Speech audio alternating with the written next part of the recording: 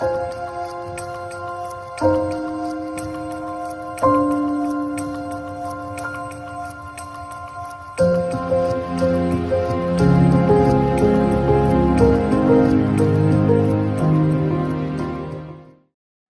తప్పు చేయకూడదు, నా దేవుడు నన్ను చూస్తున్నాడు, నన్ను పరీక్షిస్తున్నాడు.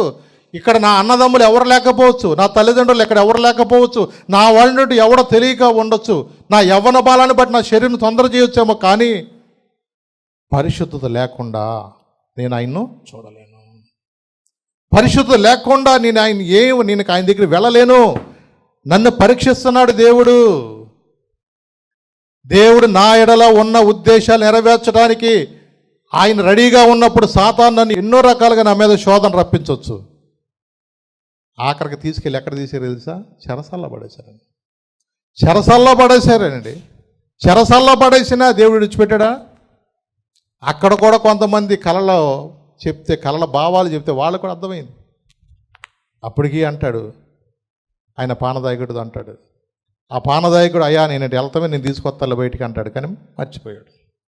చూడండి, కొన్నిసార్లు ఆ వేదనలో ఉన్నప్పుడు, చెరసాల్లో ఉంటున్నప్పుడు, ప్రభా ఏంటి నాకు ఈ పరీక్ష, నా పరిస్థితి ఏంటిది, అసలు నా అంటూ చెప్పుకుంటే, సామాన్యంగా మనసులో మనం ఏదైనా బాధ ఉంటుంది కూడా చెప్పుకుంటే ఏమవుతుందంటారు, కొంచెం తగ్గుద్ది, అంతేనా? లోపలే ఉంచుకుంటే మనకు గుండె అయిపోద్ది అని భయం వేసి మనం ఏం చేస్తాం, ఎవరో వాళ్ళు కొన్ని బాధలు చెప్పుకుంటాం. ఫోన్ వచ్చింది ఇప్పుడు అంతా, ఈ ఫోన్లో ఏం చేస్తున్నాం, ఇక చెవు వాచిపోయినంతసేపు మన బాధ అంతా చెప్పుకుంటాం. ఈ చెవులో ఎవడు చెప్పుకున్నా ఉపయోగం లేదు, ఆయన చెప్పుకోవాలి. ఎవరు చెప్పుకోవాలా? అవునండి, ఆయనకు అర్థమైపోయింది, ఇక నేను ఎవడు చెప్పుకున్నా నా మాట వినేవాళ్ళు లేడుగాడు. ఆయన ఒక నిర్ణయం తీసుకున్నాడు, నీవే ఏదైనా చెయ్యాలంటూ నీ కార్యాలక ఎదురు చూస్తున్నాను, నీవే ఏదైనా చెయ్యాలంటూ నీ కార్యాలక ఎదురు చూస్తున్నాను, తప్పక చేస్తావని నిన్ను నమ్మి, తప్పక చేస్తావని నిన్ను నమ్మి, నీ కరముపై దృష్టి ఉంచినానయ్యా, నీ కరముపై దృష్టి ఉంచినానయ్యా, అద్భుతం చేయమయా నా జీవితంలో, నిన్నే నే నమ్మి ఉన్నా యేసయ్యా, అద్భుతం చేయమయా నా జీవితంలో, నిన్నే నే నమ్మి ఉన్నా యేసయ్యా, నిన్నే నే నమ్ముకున్నాను, నీ వంటి వారు ఎవరయ్యా, నిన్నే నమ్ముకున్నాను, నీ వంటి వారు లేరయ్యా. అద్భుతాలు చేయగలిగింది దేవుడండి ఆయన ఎవరైనా నీ జీవితంలో ఒక అద్భుతం చేయగలిగింది దేవుడండి. నిజమేనండి, మనుషులు నమ్ముకుంటు కంటే, రాజులు నమ్ముకుంటు కంటే యెహోవాను ఆశ్రయించుట మేలండి. నిజమే, ఎందుకంటే కొన్నిసార్లు మనల్ని దేవుడు పరీక్షిస్తాడు. ఒక రోజున దావీదును కూడా పరీక్షించాడు. వసంతకాలంలో రాజులందరూ కూడా యుద్ధం చేసే సమయంలో ఆయన యుద్ధాలకు వెళ్ళకోకుండా అయ్యగారి డాబా మీద, ప్రహరీ మీద ఏం చేస్తున్నాడు, ఆయన ప్రాకారం మీద అటు ఇటు నడుచుకుంటూ ఉన్నాడు. సామాన్యంగా పల్లెటూరులో మరి ప్రాకారం చుట్టూ కూడా ఖాళీగా ఉందంటే కొంతమంది వాష్రూమ్స్ అన్నీ అలా ఏర్పాటు చేసుకుంటారు. కాబట్టి ఇలాగూ రాజుగారు ప్రాకారం అంటే బంధువులు, వాళ్ళు బెత్షెబా వాళ్ళందరూ కూడా బంధువులే. వాళ్ళందరూ కూడా వీళ్ళు బంధువులు సామాన్యంగా దగ్గర వాళ్ళే కాబట్టి ఇంచుమించు వాళ్ళు కూడా ఎప్పుడైతే స్నానం చేస్తున్న ఆ స్త్రీని చూసినాడో అతను ఆమెను బట్టి పాపం చేయి బట్టి చూడండి అవన్నీ కూడా ఎవరికి తెలియదు అనుకున్నాడు. ఆమె ఒకరోజు చెప్పాల్సిన స్వీట్ కబురు కూడా చెప్పింది. ఇక ఏం చేయాలో అర్థం కాక మనవడికి చెమటలు పట్టుకొచ్చినాయి. అబ్బాయి ఇక ఉరియా ఎక్కడున్నాడో కొంచెం పిలిపించండి అన్నాడు. మొత్తానికి వచ్చాడు మనవడు. బాబు అమాయకుడు కాబట్టి రాజుగారు చెప్పినట్టుగా వాడిని వచ్చాడు. వచ్చి అబ్బాయి ఇరుకుదేపు ఇంటికి వెళ్ళరారా అన్నాడు. నేనైతే వెళ్ళనయ్యా అన్నాడు. నా తోటి సహోదరులందరూ కూడా యుద్ధం చేస్తున్నప్పుడు నేను అలా వెళ్ళనయ్యా అన్నాడు. వాళ్ళు ఉప్పందిందో ఏమో కానీ మొత్తానికి ఆయన బెగ తీసుకునే కూర్చున్నాడు. మొత్తానికి సరే ఏదేమైనా మనవాడికి ఏదేదో చేద్దాం అనుకున్నాడు, కానీ మనవాడు అసలు మాట ఇంట్లా వెళ్ళనన్నాడు. ఇక ఆఖరికి అతను ఒక నిర్ణయం తీసుకున్నాడు. చూడండి ఏం నిర్ణయం తీసుకున్నాడు. 2 సమూయేలు చూడండి ఒకసారి, 11వ అధ్యాయం 14 నుంచి 16 చదువున్నాను. ఉదయమున దావీదు యుద్ధము మోపుగా జరుగుచున్న చోట ఉరియాను ముందు పెట్టి అతడు కొట్టబడి హతమగునట్లు నీవు అతని యుద్ధ నుండి వెళ్ళిపోమ్మని యోవాబునకు ఉత్తరము వ్రాయించి ఉరియా చేత పంపించాడు. ఎవరి చేత పంపించాడంటే అతని మరణ పత్రాన్ని, శాసనాన్ని అతనే తీసుకెళ్ళాడు. యోవాబుతో ఏమని చెప్పమన్నాడు, నువ్వు ఈ కాగితం పట్టుకొచ్చిన ఉరియాని ఎక్కడ పెట్టమన్నాడు, యుద్ధం బాగా మోపుగా ఎక్కడేదో జరుగుతుందో అక్కడ ఏం చేయమన్నాడు, వీటిని ముందు వరుసలో పెట్టి అన్నాడు. ఏం అర్థం కాల. సరే మొత్తానికి నా కోసం ఏమి ఇస్తున్నాడో రాజుగారు అనుకున్న పాపం ఈయన కాగితం తీసుకెళ్తే, బాయ్ నీ యుద్ధ నైపుణ్యాన్ని చూసి రాజుగారు మెచ్చారు, నువ్వు మంచి వీరుడు సూర్యుడు అంట, అందుకని నువ్వు ఎక్కడ ఉండాలి, ముందు యుద్ధ రంగంలో ముందు ఉండాలి నువ్వు అన్నానంట. ఏం చేస్తాడు, చెప్పింది వాళ్ళు వినాల్సిందే కదా సైనికులుగా. సరే మొత్తానికి పాపం కత్తి తీసుకుని ముందు వెళ్ళాడు. సామాన్యంగా ముందు వరుసలో ఉన్న వాళ్ళు ఎవరికైనా దెబ్బలు తగులుతాయి కదా. కోడి పందాలు వేసేటప్పుడు ఒక దెబ్బన తగులుతుంది.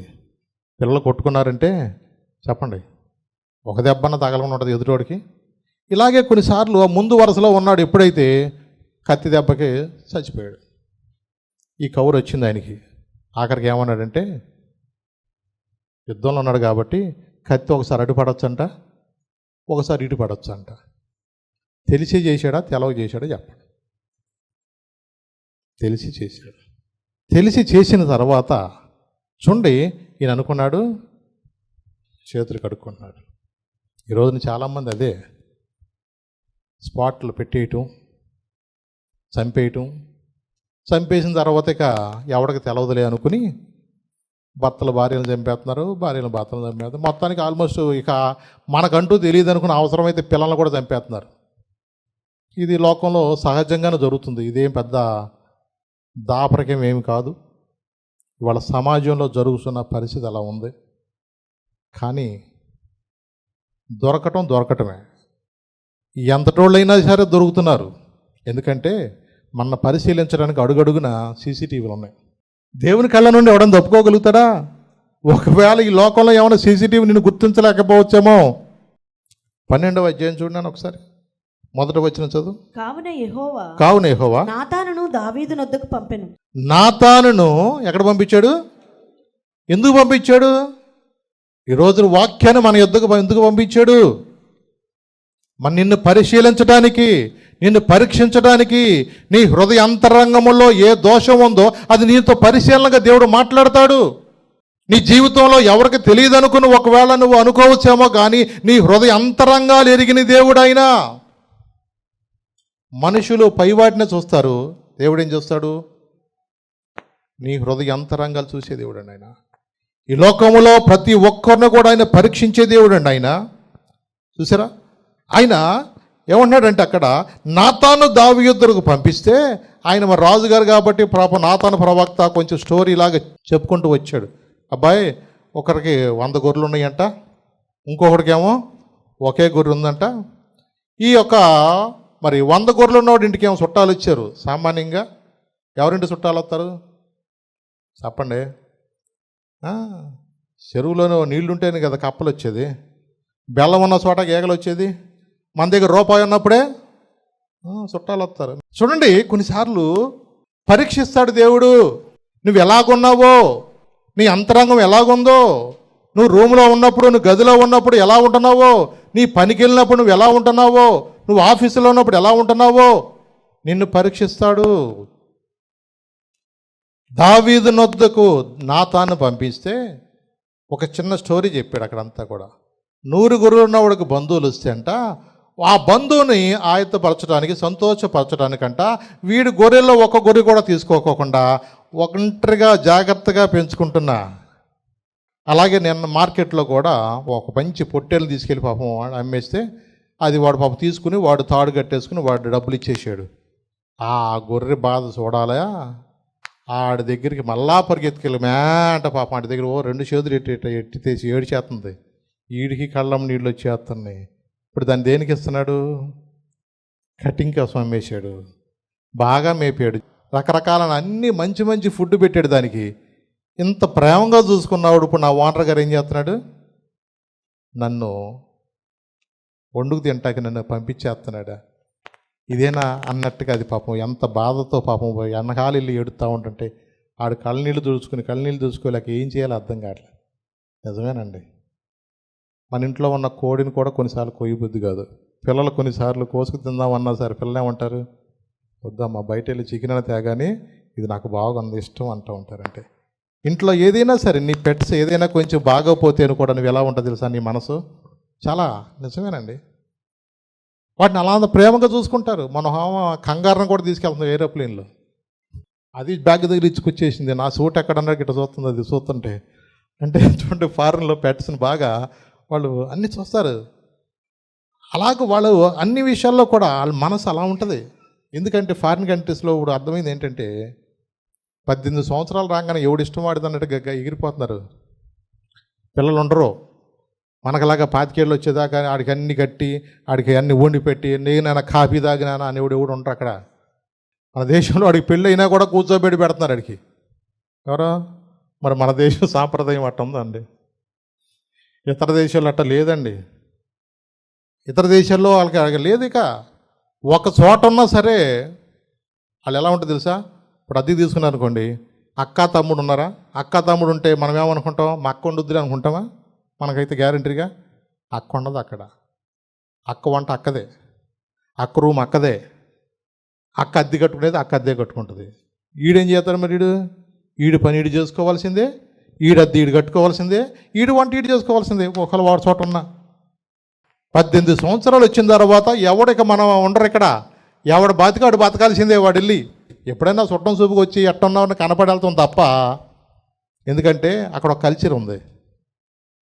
మాట వినలేదని ఆయన కొడతాం, కానీ నా కొడుకే కదా గోపం మీద కొట్టేవా, నువ్వు ఎమ్మటి ఎక్కడ ఉంటావు తెలుసా, జైల్లోనే ఉంటావు.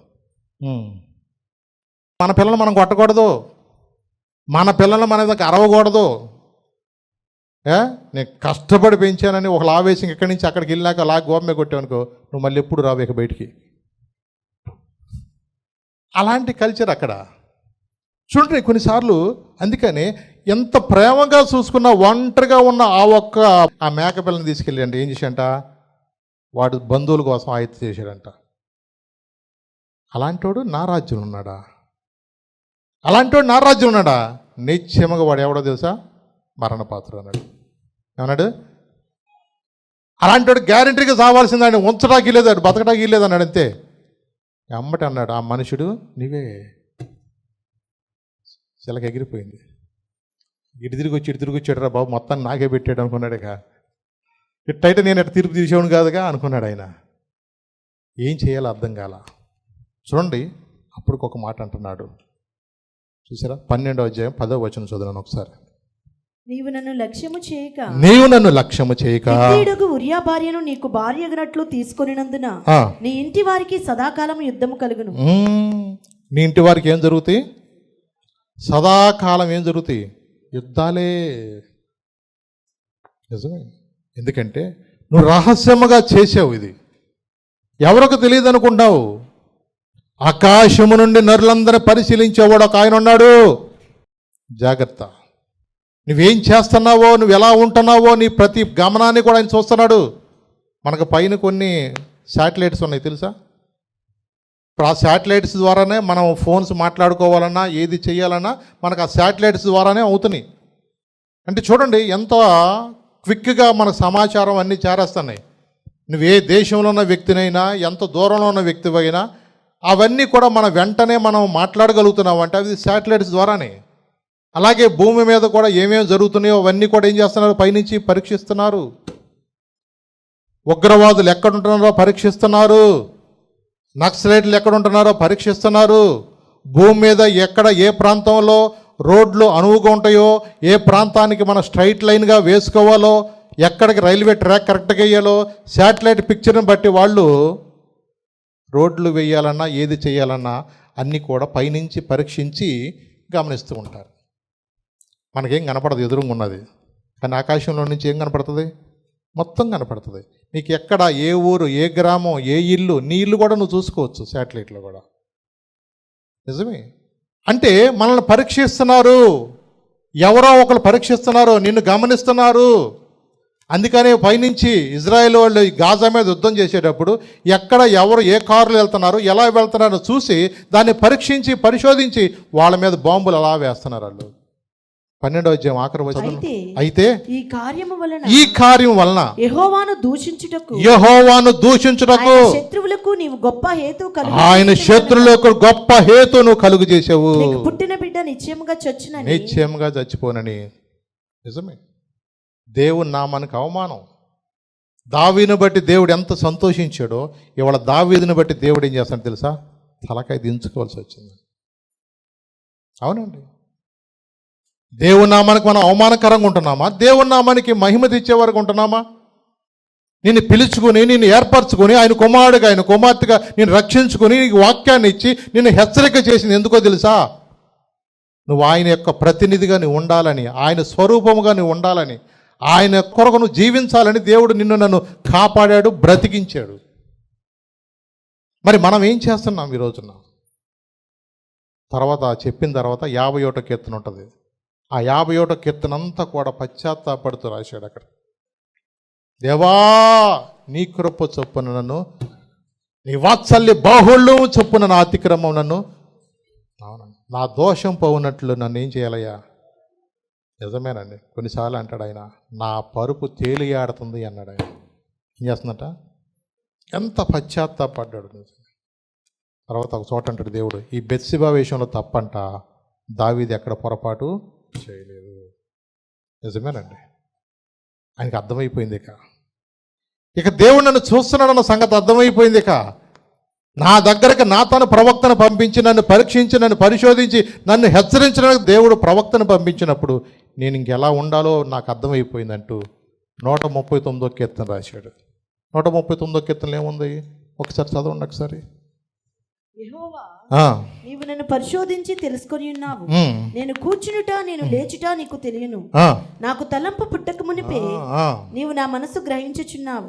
నా నడకను నా పడకను కూడా నువ్వేం చేస్తున్నావు? పరిశీలన చేసి ఉన్నావు. అవునండి, ఎందుకంటే నీ యొక్క ప్రతి పరిస్థితి కూడా ఆయనకు తెలుసు. నీ హృదయ అంతరంగాలు పరిశీలించే దేవుడు అండి ఆయన. అవునండి, పరిశోధించి తెలుసుకున్నావు, చుట్టూ నన్ను ఆవరించావు. పరిశోధించి తెలుసుకున్నావు, చుట్టూ నన్ను ఆవరించావు. కూర్చుండుట, నిలేచియుండుట, కూర్చుండుట, నిలేచియుండుట బాగుగా ఎరిగియున్నావు రాజా, బాగుగా ఎరిగియున్నావు. నన్ను చూచువాడా, నిత్యం కాచువాడా, నన్ను చూచువాడా, నిత్యం కాచువాడా. తలంపులు తపనయు అన్నీయో ఎరిగియున్నావు. తలంపులు తపనయు అన్నీయో ఎరిగియున్నావు. నడచినాను, పండుకున్నాను, అయ్యా నీవెరిగియున్నావు. నడచినాను, పండుకున్నాను, అయ్యా నీవెరిగియున్నావు. ధన్యవాదం యేసు రాజా, ధన్యవాదం యేసు రాజా. నన్ను చూచువాడా, నిత్యం కాచువాడా, నన్ను చూచువాడా,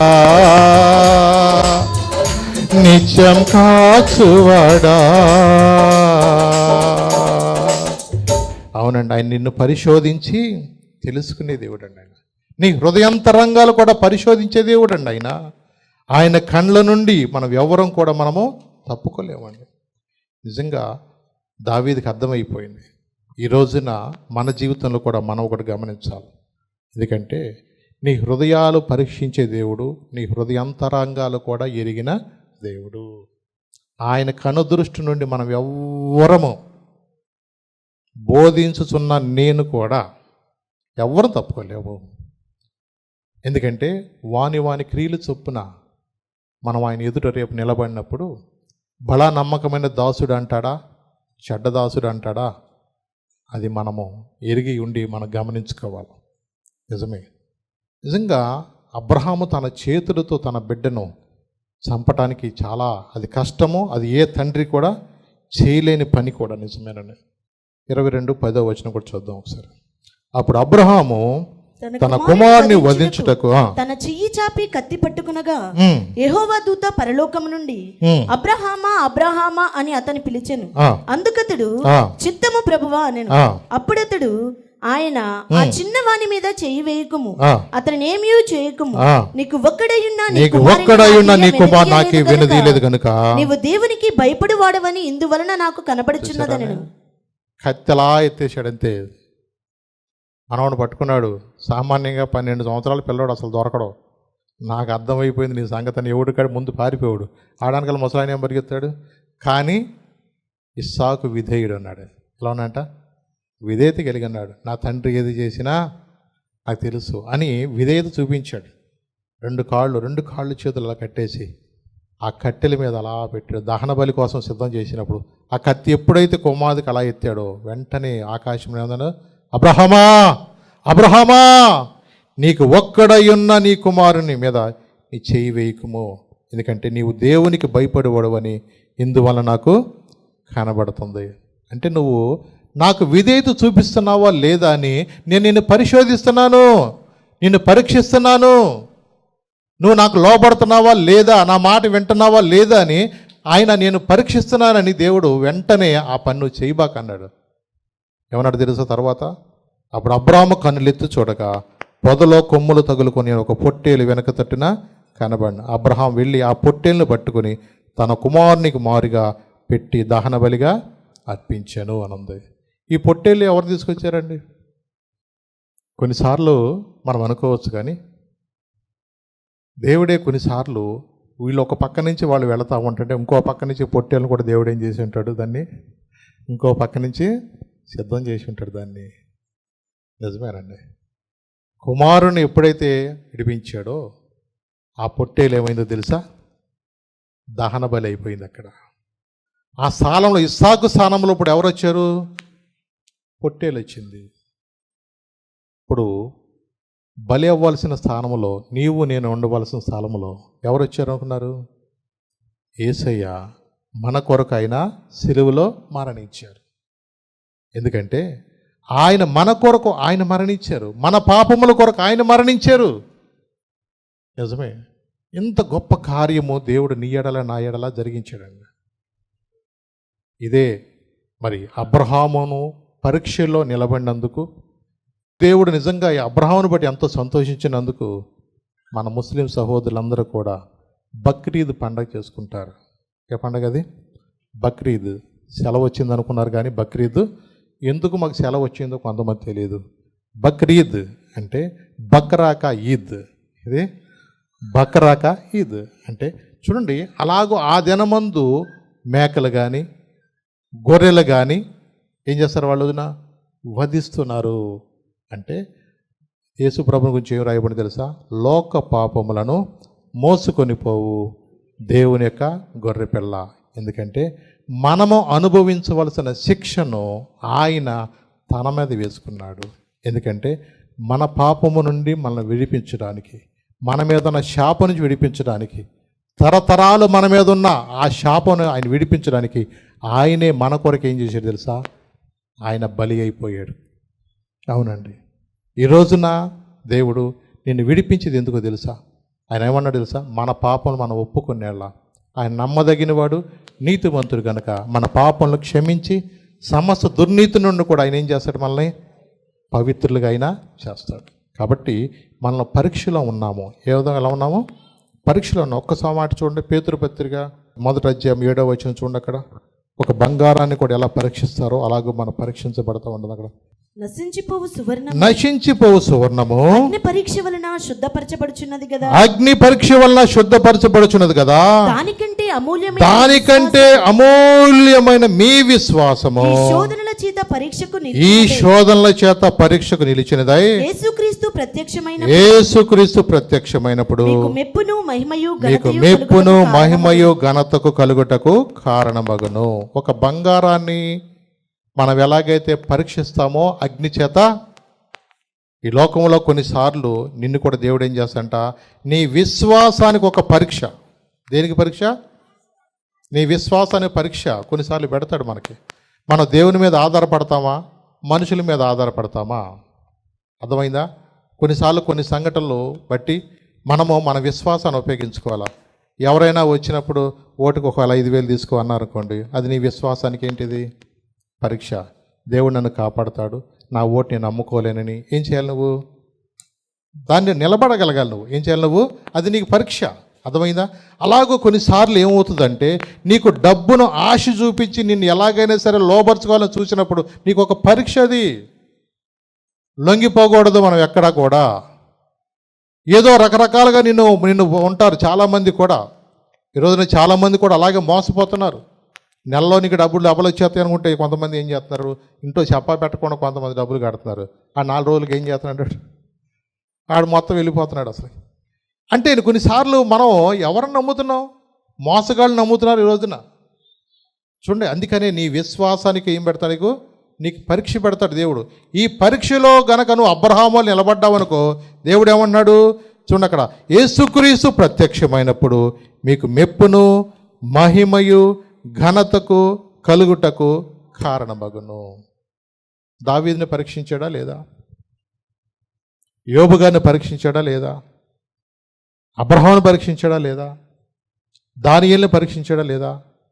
షడ్రక మేషక అబేద్నెగోలను పరీక్షించాడా లేదా? నిన్ను నన్ను కూడా పరీక్షిస్తున్నాడు. నిన్ను నన్ను కూడా దేవుడు పరిశీలన చేస్తున్నాడు. నీ విశ్వాసం మీద నువ్వు ఆధారపడుతున్నావా? నువ్వు నీ యొక్క సొంత జ్ఞానం మీద ఆధారపడుతున్నావా? అవునండి. ఎందుకంటే మనము దేవుని మీద మనం ఆధారపడేవారికి ఉండాలా. నీకు వచ్చిన పరీక్షలో నిలబడాలా. నీకు వచ్చిన పరీక్షలో నిలబడాలా. నీ పరీక్ష నువ్వు అనుకోవచ్చు, నీ కష్టం అని ఈ పరీక్ష మనం రాలే అనుకోవచ్చు. దేవుడు ఏ పరీక్ష పెట్టినా, అర్థమైందా? ఏ పరీక్ష అంటే ఆదివారమే పెడతాడు నీకు పని, ఆదివారమే ఫంక్షన్లు పెడతాడు నీకు, ఆదివారమే ఇంకో కార్యక్రమం పెడతాడు అనుకోండి. అప్పుడు ఏం చేయాలి మనం? చెప్పండి. ఎవరిని ముందు పెట్టాలా? దేవుని మనం ముందు పెట్టాలి. ఎప్పుడు కూడా దేవుడు ఏం చెప్పంటే, నా రాజ్యాన్ని ఆ నీతిని మీరు మొదట వేయితే అప్పుడు నీ పని చేస్తాడు ఆయన. లేకపోతే అందుకని మనకు కొన్నిసార్లు జాగ్రత్తగా ఉండాలా. నువ్వు వెళ్ళే పని సక్సెస్ అవ్వాలంటే మొదట నువ్వు ఆయన రాజ్యాన్ని వెతికేవాడికి ఉండాలా, ఆయన ఘనపరిచే వ్యక్తిగా ఉండాలా. నిజమేనండి. పరిశుద్ధ దినాన్ని ఏం చేయమన్నాడు చెప్పండి? నువ్వు దాన్ని పరిశుద్ధంగా ఆచరించాల్సిందే. నాకు ఆ పని ఉంది ఈ పని ఉందని ఎన్ని తర్వాత నెక్స్ట్ ఏదైనా సరే మొదట మనం దేవునికి స్థానం ఇవ్వాలా. ఎవరికి ఇవ్వాలి? మొదట దేవుని స్థానం ఇవ్వాలా. ఎన్నో పెడతాడు నీకు. అక్కడ కొంతమంది అక్కడ బీచ్ కాడికి వస్తారు, హడావుడికి ఎట్టాగే ఇవాళ బీచ్ ఫెస్టివల్ ఉంది, మా ఫ్రెండ్స్ అందరూ వెళ్ళిపోతున్నారు, ఇవాళ ప్రార్థనకి వెళ్ళలేకపోయినని చెప్పేసి హడావుడికి వచ్చేసి లోపల కాసేపు అట్ట నుంచుని ఏదో అనుకుంటారు కొంతమంది. అలా అనుకుని ఏదో పాపం ఎంతో కొంత ముందుకు వచ్చి అట్ట వేసేసి, అయ్యా నన్ను క్షమించు, నాకు ఆత్రం, నీకు స్తోత్రం, నేను వెళ్ళిపోతున్నానని కామ్ వెళ్ళిపో. అంతేనా భక్తి? మనకి నిన్ను పరీక్షిస్తున్నాడు ఆయన. నీకన్నా ముందు వచ్చి ఈ స్థలంలో నా కుమారుడు ఉంటాడు, ఆయన ఆరాధించడానికి ఆయన వస్తాడు. నీకన్నా ముందు ఆయన వచ్చి ఆయన నీ కొరకు ఆయన కనిపెడుతూ ఉంటాడు. నిన్ను పరీక్షించినప్పుడు నువ్వు ఎక్కడ నిలబడగలుగుతున్నావు?